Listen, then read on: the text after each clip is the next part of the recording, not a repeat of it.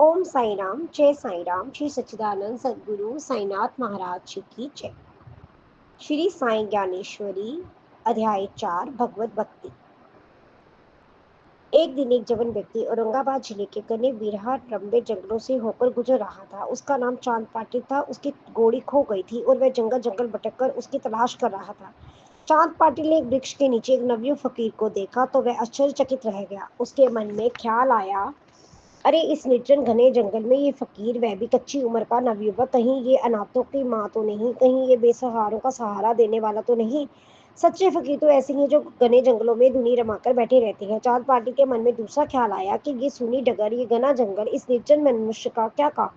अवश्य ही ये मनुष्य नहीं है, कहीं ये कोई जक्ष या वान देव तो नहीं, कहीं ये भूत पिशाच या राक्षस तो नहीं, कहीं मनुष्य के रूप में ये कोई बेअंत तो नहीं। चांद पाटिल ने फिर सोचा, इस निर्जन अरण्य में मनुष्य का होना असंभव नहीं। मेरे सामने तो कोई दुर्भाग्य ही खड़ा है। अब मेरे ऊपर शीघ्र ही कोई आघात होने वाला है। अब मैं कैसे प्राण बचाऊं, ये सोचकर चांद पाटिल पीछे मुड़ा और वहां से भागने को तत्पर हुआ। चांद पाटिल को पीछे मुड़ते देखकर फकीर ने उसे आवाज लगाई और कहा, अरे मैं कोई भूत प्रेत नहीं, मैं वन देव या जक्ष भी नहीं। सच्चाई तो ये कि मैं एक गरीब फकीर हूँ। इस घने जंगल में पेड़ के नीचे आ बैठा हूँ। अपने मन में किसी भी प्रकार का भय या संशय मत रखो। इधर आओ और मेरे पास बैठो, हम दोनों बैठकर चिल्लम पियेंगे। फकीर के ऐसे वचन सुनते ही चांद पाटिल का वह कम हुआ और उनको ऐसा लगा कि जैसे किसी सघन समस्या से ग्रस्त होते होते वे बार बार बच गए। चांद पाटिल सकुचाते हुए धीरे धीरे फकीर के पास गए। फकीर के करीब बैठकर उन्होंने तंबाकू का चूरा चूरा कर किया, उसे चिल्लम से भरा। फिर उन्होंने चिल्लम पर छापे लपेटी और उन्होंने फकीर से कहा, चिल्लम बनकर तैयार है, किंतु जलते हुए कोयले की कमी है। वैसे मैं चकमक पत्थर, अग्नि प्रज्वलित करने वाला पत्थर हमेशा अपने पास रखता हूँ, परंतु इस बार मैं उसे अपने घर पर ही छोड़ आया। अब आप ही उसका इंतजाम आप ही करें। चांद पाटिल की बात सुनकर फकीर के चेहरे पर मुस्कुराहट आ गई और उसने हंसते हुए कहा, तुम संसारिक लोग हो, तुम्हारे जीवन में हमेशा कुछ न कुछ अड़चने लगी रहती हैं। तुम्हारे पास खुद के सुख नहीं, तुम्हारे पास सुख दिखाई पड़ते हैं तो वह सारे उधार के हैं। तुम हर दिन दूसरों की सहायता के मोहताज रहती हो। तुम्हें देखकर ऐसा लगता है कि जैसे तुम्हारा जन्म ही हीन बेकार है। आगे फकीर ने कहा कि आग का मूल स्रोत या आदि स्रोत सूर्य तेज है, जिसकी शक्ति अखिल ब्रह्मांड में व्याप्त है। फिर आग प्राप्त करने के लिए क्या चिंता कैसी। इतना कहकर फकीर ने चिल्लम को जमीन पर जोर से पटका। निर्जन गार्डन में जमीन से अग्नि का अंगारा प्रकट हुआ और उन्होंने अंगारे को चिल्लम पर रखा और कपड़े की छापी दूर फेंक दी। ऐसा करते समय फकीर ने धिक्कार पूर्ण मुद्दा व्यक्त की, इंसान सिर्फ इंसान ही बनना चाहता है, ये अपनी अल्प शक्ति तक ही सीमित रह जाता है। इंसान यदि प्रयास करे तो वह भगवान भी बन सकता है और अंत शक्ति की भी हासिल कर सकता है, परंतु अफसोस इंसान संसारिक पदार्थों जानी अनित्य में उलझ कर रह गया है। उसे इस जगत में आकर जिन शक्तियों का विकास करना था, उसे दिशा में वह कदम नहीं बढ़ाता, अग्रसर नहीं होता। अतः फकीर धिक्कार के साथ वह वेद भक्त करता है। चांद पाटिल ने फकीर की शक्ति को पहचाना। उसका मन आश्चर्यचकित रह गया। उसने सद्भाव एवं आदर के साथ फकीर के चरणों में सर झुका दिया। चांद पाटिल ने कहा, हे महाराज, आप में विशेष शक्ति है, आप अलौकिक ताकतों के अधिकारी हैं, आप साक्षात ईश्वर के प्रतिनिधि पैगंबर हैं। मेरा सौभाग्य है कि मेरी आपसे भेंट हुई है। चांद पाटिल बोले, हे शक्ति संपन्न, मैं 4 दिनों से जंगल जंगल भटक रहा हूँ, भूखा प्यासा अपने घोड़े को ढूंढ रहा हूँ। वह घोड़ा 400 रुपए का था। तुर्की नस्ल का, तेज चाल वाल, 40 कोस की दूरी एक बार में ही तय करने वाला। वह घोड़ा अनेक गुणों से संपन्न था। ऐसा घोड़ा मिल पाना ही बड़ा कठिन है। मेरा वह घोड़ा खो गया है। घोड़े के लापता हो जाने से बिल्कुल ही दुखी हो गया है। मुझे तो खाना पानी भी अच्छा नहीं लग रहा। 4 दिनों से पेट में अन्न का एक दाना भी नहीं डाला। भटक भटक कर थक गया और घोड़े को ढूंढ नहीं पाया। जब तक वह नहीं मिल जाता तब तक मेरी इच्छा तो चिल्लम पीने की भी नहीं है। फकीर ने पाटिल को कहा, हे भले आदमी, सब्र रखो, तुम सामने वाली झाड़ी के पास जाओ, वहां जाकर सामने देखो, वहां तुम्हारा घोड़ा घास चर रहा है। खोया घोड़ा तुम्हें मिल जाएगा। मामूली से घोड़े के लिए तुम लोग इतने दुखी हो जाते हो। तुम लोग संसारी जीव हो, तुम लोग नाशवान व अस्थायी वस्तुओं के प्रति बेहद मोह रखते हो। तुम्हारा बच्चा थोड़ी देर के लिए इधर उधर चला जाता है तो उसकी खोज में तुम गली गली खाक छानते फिरते हो। तुम्हारी पत्नी यदि घर छोड़कर चली जाती है तो उसके गम में तुम आंखें भर भर कर आंसू छलकते हो। छोटा मोटा दुख आते ही अपना सर पकड़ कर बैठ जाते हो। तुम्हारे घर में कोई वस्तु चोरी हो जाती है तो तुम छाती पीट पीट कर रोते हो, और अगर तुम्हारे घर में आग लग जाती है तो तुम गले में शंख डालकर चिल्लाते हो और पूरे गांव को इकट्ठा कर लेते हो। फकीर ने कहा, अरे मनमोजी चांद भाई, ये संसार माया से उत्पन्न है और ये माया का ही प्रतिरूप है। तुम माया में मन को उलझाए जा रहे हो। ब्रह्मांड की जिसने रचना की है उस अल्लाह इलाही के बारे में मन में ध्यान करो और उसे समझने की कोशिश करो। उस परवरदिगार ईश्वर को कभी मत भूलो। वह ईश्वर इस संसार का मूल स्रोत है, आदि कारण है। वह समस्त सुखों का सागर है, वही एकमात्र सत्य है। अतः तुम उसकी खोज क्यों नहीं करते? सुख सागर की तलाश ना करके आखिर तुम किसकी तलाश कर रहे हो? लाभ और हानि एक दूसरे के सापेक्ष है। इन दोनों का पारस्परिक संबंध है, ये एक दूसरे पर निर्भर है। एक को जाने समझे बिना दूसरों के महत्व को नहीं जान सकते। ग्रीष्म ऋतु में गर्मी पड़ती है, इसके बाद वर्षा की ऋतु आती है। गर्मी के तपन के बाद ही वर्षा का महत्व जाना जा सकता है। ग्रीष्म और वर्षा एक दूसरे के सापेक्ष है। एक के महत्व को जाने बिना दूसरे के महत्व को नहीं जा सकता। अरे चांद भाई, तुम एक घोड़े के लिए इतनी चिंता कर रहे हो, क्या तुमने कभी ईश्वर को खोजने की थोड़ी सी भी चिंता की है? उसके लिए क्या तुम्हारे मन में थोड़ी सी भी हलचल पैदा हुई है? निरर्थक की तलाश तुम करते फिरते हो, सत्य की तलाश करते समय मौन और खामोश हो जाते हो। तुम सिंह के बच्चे को छोड़कर बकरी के बच्चे की इच्छा क्यों करते हो?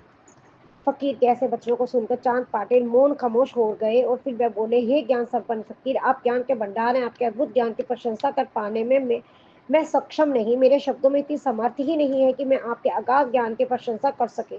इतना कहकर वह चांद पाटिल झाड़ी की तरफ गए और वहां उनको घोड़ा हरी हरी घास चर रहा था। पाटिल ने अपना घोड़ा पकड़ लिया और घोड़ा पाकर पाटिल के मन में अद्भुत आनंद भरा है। जिस प्रकार से पत्नी के ऋतुमती होने पर पति प्रसन्न होता है, जिस प्रकार सूखे खेतों पर वर्षा पढ़ने से किसान प्रसन्न होता है, वैसे ही खोया हुआ घोड़ा प्राप्त करने पर चांद भाई प्रसन्न हुए। एक हाथ से घोड़ा पकड़े चांद पाटिल फकीर के पास आए। उन्होंने आदर के साथ उन्हें विबुद्ध ज्ञानी जानकर उनके सामने मस्तक झुकाया। फिर पाटिल बोले, हे स्मर्त, आप इस निर्जन में क्यों बैठे हो? आप मेरे साथ चलो, मेरे घर को पवित्र करो, वहीं रहो। आप मेरे अनुरोध पर किसी तरह की भी ना नुक्कड़ आपत्ति ना करें और मेरे जहां ही बसेरा करें। चांद पाटिल के आग्रहपूर्ण वचन सुनकर नवयुवक फकीर हंसने लगे। फकीर ने कहा, हे चांद भाई, मैं तो ठहरा एक फकीर, रमता जोगी हूँ। मैं तो गाड़ी घोड़े और आलिशान बंगलों से क्या प्रयोजन। वैसे आज मैं तुम्हारे घर नहीं चल सकता। आज ऐसा कर पाना मेरे लिए संभव नहीं। तुम बार बार आग्रह मत करो, मैं शायद कल या फिर कभी तुम्हारे घर आऊंगा। चांद पाटिल ने फकीर को प्रणाम किया और घोड़े पर सवार होकर उल्लासपूर्वक अपने घर प्रस्थान किया। दूसरे दिन फकीर स्वेच्छा से चांद पाटिल के गांव दुपखेड़ा में पधारे। उनके दर्शन के लिए सारा दुपखेड़ा गांव उमड़ पड़ा। हिंदू और मुस्लिम दोनों जाति के लोगों ने कृपा मूर्ति फकीर को मस्तक झुकाया। मुसलमानों ने उन्हें एक पहुंचा हुआ ओलिया माना और हिंदुओं ने उन्हें साईनाथ जानी परम पिता परमेश्वर के समान माना। दोनों जाति के लोगों ने उनके पावन चरणों में अपनी अपनी श्रद्धा भक्ति भावना व्यक्त की। फकीर कुछ समय तक चांद पाटिल के घर रहे। बाद में चांद भाई की पत्नी के भतीजे की शादी शिरडी गांव के लड़की के साथ तय हुई। शादी के बारात के साथ फकीर धूपखेड़ा से शिरडी आए। खंडा मंदिर के पुजारी महालक्ष्मपति ने फकीर का स्वागत करते हुए उन्हें आओ साईं कहकर संबोधित किया, जिसके बाद फकीर का यही नाम प्रचलित हो गया। श्री साईं शिरडी की धरती पर क्या आए कि शिरडी की धरती का कन कन धन्य हो गया। श्री साईं के चरणों का स्पर्श पाकर शिरडी का सौभाग्य ही तारा चमक उठा। दूसरे शब्दों में कहें तो शिरडी गोकुल के समान पूज्य एवं महिमा मंडित हो गई। कृष्ण ने मथुरा में जन्म लिया था और वह रहने के लिए गोकुल में आ गए थे। इसी प्रकार श्री साईं धूपखेड़ा में प्रकट हुए, परंतु शिरडी में उन्होंने स्थायी बसेरा बना लिया। कृष्ण को पाकर गोकुल धन्य हुआ और श्री साईं को पाकर शिरडी धन्य हो गई। शिरडी में खंडवा का मंदिर था। इस मंदिर में पुजारी महालक्ष्मपति थे। मंदिर में देव दर्शन के लिए भक्तगण आते जाते थे। श्री साईं खंडवा मंदिर में खंडवा देव के दर्शन करने गए। मंदिर के पुजारी महालक्ष्मपति ने उन्हें देखा और कहा, हे साईं, आप इस स्थान मंदिर में प्रवेश नहीं कर सकते। ये हिंदुओं का मंदिर है, ये एक देव स्थान है और आप शक्ल सुनने से मुसलमान लगते हो, तो आप मस्जिद में यहाँ तकिया पर इबादत के लिए जाए। महालक्ष्मपति के ऐसे वचन सुनकर श्री साईं आश्चर्यचकित रह गए। उन्होंने महालक्ष्मपति से कहा, हे ज्ञानी पुजारी, हिंदू तथा मुस्लिम दोनों जाति के लोगों को बनाने वाला वह ईश्वर तो एक ही है। हिंदू और मुसलमानों तो ये केवल शब्द भक्त विभेद है। ईश्वर में विश्वास करने वाले सज्जन पुरुष और साधक इस प्रकार के तुच्छ वेदों का महत्व नहीं देते। हर व्यक्ति को अपने पद के प्रति श्रद्धा रखनी चाहिए। हर व्यक्ति को अपने पद के रीति रिवाज एवं विधि विधान के अनुसार आचरण करना चाहिए। इसमें शिथिलता भी नहीं बरतनी चाहिए, नियमों और अवहेलना भी नहीं करनी चाहिए। सभी को अपने अपने आराध्य में उस एक ही सच्चिदानंद के दर्शन करने चाहिए। श्री साईं ने कहा, जिसे ईश्वर को मुसलमान अल्लाह इलाही कहते हैं, उसे ईश्वर को हिंदू शेषाही अनंत अशेष कहते हैं। तुम उसे ईश्वर को खंडों के रूप में जानते हो। अनेक रूपों में वह एक ही है और जो सभी जगह व्याप्त है। तुम खंडवा के संदर्भ में विचार करो, तुम खंडवा से अपनी वाणी द्वारा एक प्रश्न पूछो, उन्होंने गठेरिया चरवाहा जाति की बानू नामक कन्या के साथ शादी क्यों की। इस पर यदि तुम सघनता से विचार करोगे तुम्हें इस सार तत्व प्राप्त होगा। मूलतः जो संसार तत्व है वह यही है कि जो ज्ञानी पुरुष होते हैं वे किसी तरह के भेदभाव को महत्व नहीं देते। इस धरती पर जहाँ कहीं भी मंदिर है, जहाँ मस्जिद है, सज्जन लोग उसमें से किसी का भी तिरस्कार नहीं करते, वे दोनों पूज्य स्थलों का समान रूप से आदर करते हैं। श्री साईं ने महाराष्ट्रपति से कहा, मैं दूर से ही देव दर्शन कर लेता हूँ, तुम्हारे पथ के विधान के अनुसार मेरे प्रवेश वर्जित है, अतः तुम्हारे पथ के विधान का आदर करते हुए मैं मंदिर के भीतर आने की हरकत नहीं करूंगा। तुम्हें पुराणों में एक कथा, चोखा महार नाम का एक व्यक्ति पंडरीनाथ के अति प्रिय महार नीच जाती है, परंतु चीखा महार अपने सुकृत्यों एवं सद्गुणों के कारण पंडरीनाथ ईश्वर के द्वार तक पहुंचने में सफल हो गया था। जिसका अंत शुद्ध है वह नीच जाति का होकर भी पवित्र है, पावन है। श्री साईं कैसे बचे सुनकर महाराष्ट्रपति का हृदय असीम आनंद से भर गया। श्री साईं के चरणों में सादा नमन करके उन्होंने कहा, ये मेरे पुण्य कर्मों का योग है कि मेरी मुलाकात आप जैसी ज्ञान मूर्ति से हुई। आपसे निवेदन है कि आप इस शिड्डी गांव में स्थायी रूप से रहे। श्री साईं ने महाराष्ट्रपति से कहा, एवं मस्तु। इसके बाद श्री साईं ने महाराष्ट्रपति के साथ शिड्डी गांव में प्रवेश किया और गांव में टूटी फूटी वीरान मस्जिद थी। महाराष्ट्रपति श्री साईं को लेकर वहां आए। श्री साईं ने इसी मस्जिद में अपना आसन जमा दिया। एक दिन श्री साईं कुएं से पानी निकाल रहे थे। उस समय गंगागिर नामक एक ज्ञानी संत की नजर उन पर पड़ी। गंगागिर पारखी थे। उन्होंने शिड्डी के लोगों को इकट्ठा किया। उन्हें कहा, अरे शिड्डी वासियों, तुम लोग कितने बेपरवाह हो। क्या तुम्हारी आंखें इस रत्न को, श्री साईं को नहीं देखती? क्या तुमने अपने गांव में रहने वाले इस अमोल हीरे को नहीं परख सकते? तुम लोग कितने पागल हो। झूठे साधु के चक्रों में तुम जंगल जंगल भटकते फिरते हो और जो सच्चे साधु को ना पहचान को उसे उपेक्षित कर देते हो। गंगागिरी ने आगे कहा, तुम्हारे सामने जलेबी एवं कंचे जैसे स्वादिष्ट मिष्टान रखे हुए हैं, उन्हें क्यों नहीं चखते? उन्हें खाकर तृप्त क्यों नहीं होते? इन पदार्थों के सुलभ होने के बावजूद तुम सूखी रोटी के लिए दर दर भिक्षा क्यों मांगते हो? जब भी गंगा का जल तुम्हारे पास है फिर तुम कुएं में पानी सेवन करने के इरादे क्यों रखते हो? साधु संत रूपी गगन में श्री साईं ज्ञान के प्रखर सूर्य हैं। वे संसार के सभी पर्वतों में विशाल हिमगिरी के समान है। इस संसार में कोटि कोटि लोगों में वह सर्वश्रेष्ठ है।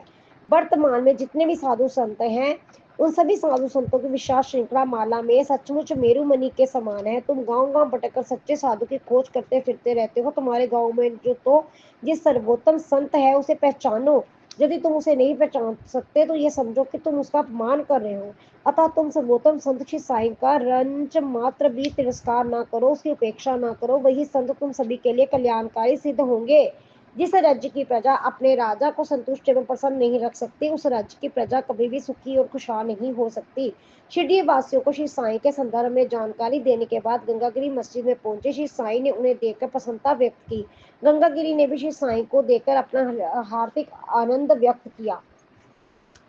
श्री साईं ने गंगागिरी से हंसते हंसते कहा, आज तो मंदिर ही स्वयं चलकर मस्जिद तक आया। यानी आज तो भेदभाव को बिल्कुल परे रखकर एक ज्ञानी ब्राह्मण मुझे जैसे फकीर से मिलने मस्जिद में पधारे हैं।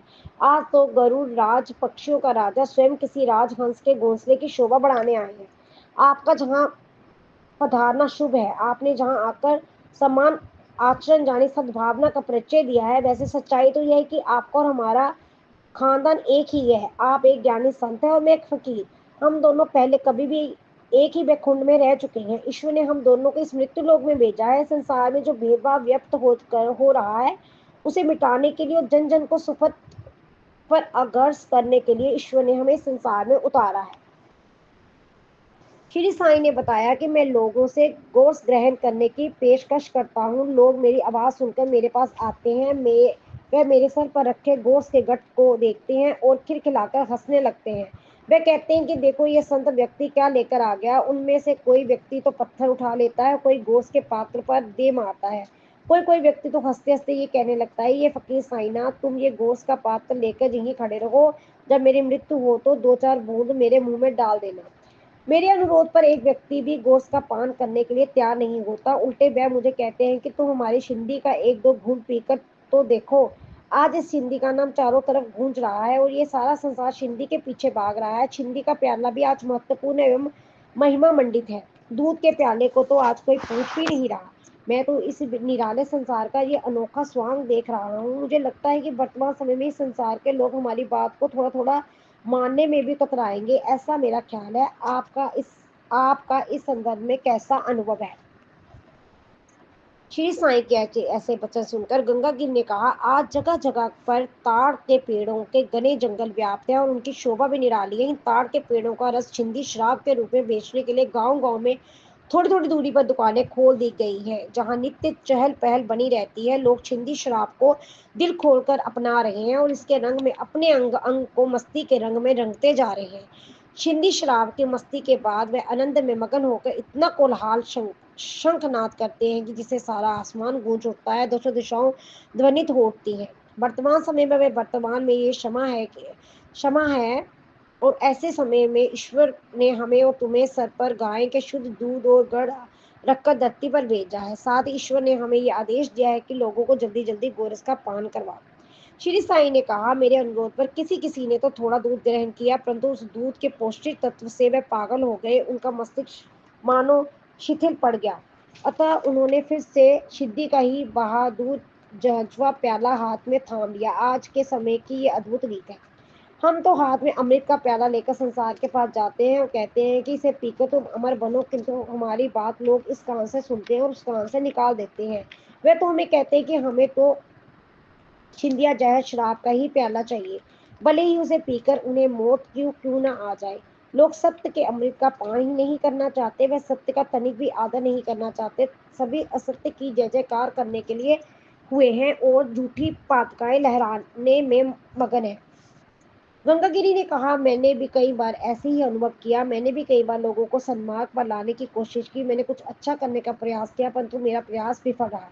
संसार को संपूर्ण रूप में से देखने के बाद मेरे जहन में ये धारणा बनी कि गोरस को बांटने का कार्य दायित्व लेकर हम अपने अपने आप में व्यर्थ ही इतराते हैं, क्योंकि इसे ग्रहण करने वाला कोई नहीं है। तब मैंने अपना हृदय ही इस कार्य की ओर से दूसरी दिशा में मोड़ लिया। गंगागिरी की निराशपूर्ण वाणी सुनकर श्री साई ने उनके हाथ में अपने दोनों हाथ रखते और कहा, हे पूज्य संत, हमारा काम है संसार का भला करना था। हम शुद्ध मन से लोक कल्याण में लगे अपतित का उद्धार करें। हम जानते हैं कि ये मत लोक है जहाँ के लोग अपनी मर्जी से कार्य करते हैं, वे संत के मार्गदर्शन की उपेक्षा करते हैं। फिर भी हमें ईश्वर के ने जिस कार्य के लिए भेजा है उसे हमें करना है। इस संसार में जिसे मरना है वह मरेगा, संसार सागर में जिसे डूबना है वह डूबेगा, जहाँ जिसे जीना है वह जिएगा। भव सागर से तरने का दृढ़ संकल्प जिसके मन में है वही भवसागर से पार करेगा। छिंदी की इच्छा वाला छिंदी पिएगा और गोरस की इच्छा करने वाला गोरस ही पिएगा। एक बार राजमहेंद्री नगरी में गोदावरी नदी के किनारे महासंत श्री वासुदेव नंद सरस्वती पधारे। उनके दर्शन करने के लिए नंदेड़ के कई भक्तजन राजमहेंद्री आए, जिसमें प्रसिद्ध व्यक्ति पुंडरीक रात भी शामिल थे। उन्होंने स्वामी जी की वंदना की, कुशल क्षेम पूछा। स्वामी जी ने कहा, उनका सारा हाल समाचार अवगत किया। परस्पर वार्तालाप के दौरान शिरडी के सहज की चर्चा होने लगी। शिरडी का नाम सुनते ही क्षण मात्र में श्री वासुदेव नंदन जी का मन आनंद से भर आया। वे पुंडरीक राव से बोले, श्री साईं मुसलमान है, फिर भी वे मेरे ज्येष्ठ बंधु हैं। मैं जाति का ब्राह्मण हूँ, फिर भी एक मुसलमान श्री साईं मेरे प्रगाढ़ रिश्ते हैं। ऐसा पूर्व जन्मों से है। ये सत्य की कलातीत मैं भी, हम दोनों संत हैं। जुग जुग तक ये सत्य चलता रहेगा। अतः हिंदू मुस्लिम में भेदभाव करना अल्पज्ञ एवं अज्ञान है। वासुदेव नंदन जी ने कहा, क्या ब्राह्मण के 3 काल होते हैं? क्या मुसलमान के 3.5 कान होते हैं? जातिगत वेद तथा दोषपूर्ण क्योंकि दोनों के अंतर्गत प्राणधार एक ही है। हे पुंडलिक राम, मैं तुम्हें ये तो कह रहा हूँ, ये सत्य है। इसे आश्चर्य भरी नजर से या शंका भरी निगाहों से मत देखो। श्री साईनाथ महाराज साक्षात दिव्य संत हैं और मेरे ज्येष्ठ बंधु हैं। हे पुंडलीक राव, तुम क्या श्री साईं महाराज के दर्शन करने कभी शिरडी गए हो? यदि नहीं गए तो शीघ्र उनके दर्शन करो। वासुदेव नंदन जी की बात सुनकर पुंडलीक राव ने दोनों हाथ जोड़कर मधुर स्वर में उत्तर दिया, स्वामी जी, 1 माह के अंतर्गत मैं वहां जाऊंगा, ऐसा निश्चित है।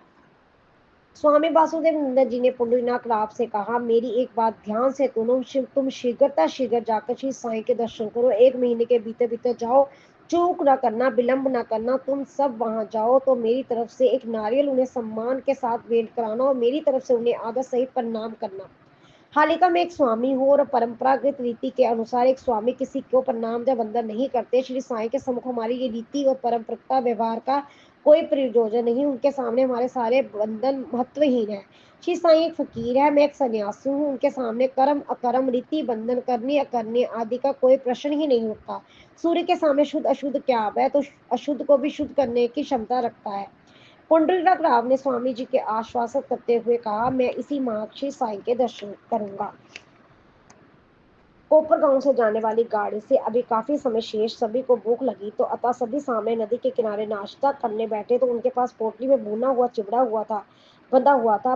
पोटली खोली गई और सभी चिवड़ा खाने लगा। चिवड़ा खाने में तेज था, उसमें मिर्ची हुई अधिक डाली हुई थी। चिवड़े को खाने योग्य बनने के लिए नारियल निकाला गया, उसे तोड़कर चिवड़े में मिला दिया गया और नाश्ते के साथ उसे खाने के काम में ले लिया गया। पुंडीराव ये भूल गए कि नारियल श्री साईं को अर्पण करने के लिए दिया है, उसे तोड़कर खा लिया। दोपहर के समय जब वे शिरडी पहुंचे तो श्री साईं के दर्शन करने मस्जिद की ओर गए। पुंडीराव ने जैसे ही श्री साईं के दर्शन किए, साईं ने उसे कहा, तुम क्या अच्छे गृहस्थ हो और अच्छा गृहस्थ व्यवहार और प्राथमिकता बरतते हो, उसका लेन देन साफ सुथरा होता है। मेरे पूज्य दोस्त ने तुम्हें जो नारियल मुझे भेंट करने के लिए दिया था, वह तुम अविलंब मुझे दो। मेरे भाई द्वारा भेजा गया नारियल को पाने के लिए मेरा हृदय अत्यंत उत्सुक हो रहा है, लेकिन वह नारियल तुम मुझे दोगे कैसे? उसे तो तुमने चिवड़े के साथ खा लिया। खाते वक्त तुम उस नारियल को बिल्कुल ही भूल गए कि ये किसी की अमानत है, जो किसी की तुमने सौंपी है।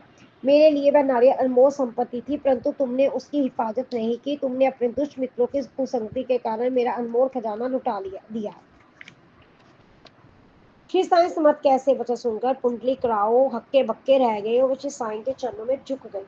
अपने सिर पर अनायास की दोष लग जाने के कारण वह थोड़े उतार्जित हो गए और बिना सोचे समझे बोल पड़े, महाराज सचमुच हम नारियल को भूल गए। हमें भूख लगी थी तो तीखे चिवड़े को मीठा करने के लिए हमने अपनी इच्छा से नारियल तोड़कर उसमें मिला लिया। बस तो ये मेरी बहुत बड़ी भूल है, आपके प्रति ये एक अपराध है, आप मुझे क्षमा करें। मैं ऐसा करता हूँ, उस नारियल के बदले आपको दूसरा नारियल लाकर देता हूँ। पंडित पुंडलिक राव दूसरा नारियल लाने के लिए जो ही उठे, साईं ने उन्हें हाथ पकड़कर वापस बिठाया और हंसकर बोले, पुंडलिक राव दूसरा नारियल लाने की कोई जरूरत नहीं। वासुदेव नंदन जी द्वारा दिया गया नारियल अनमोल था, कोई अन्य नारियल उसकी बराबरी कभी नहीं कर सकता। गोदावरी के पवित्र जल की कीमत अनमोल है, उसकी बराबरी कभी कुएं का पानी नहीं कर सकता। अब जो भूल हो गई है सो हो गई है। तुम मेरे बच्चे हो, अब मैं अपने हृदय से इसके लिए क्रोध करूं, मेरे क्रोध करने से होगा भी क्या? टेलीग्राफ और वायरलेस से दूसरी जगह तुरंत संदेश जा सकता है, ये सचमुच आश्चर्यजनक है। परंतु एक संत ने दूसरे संत के सम्मान में नारियल दिया, उसकी तत्क्षण जानकारी श्री साईं को हो ही गई। ये तो उससे भी अधिक आश्चर्यजनक था, किस समय किस जगह क्या हो रहा है इसकी पूर्ण जानकारी संत को तत्क्षण हो जाती है।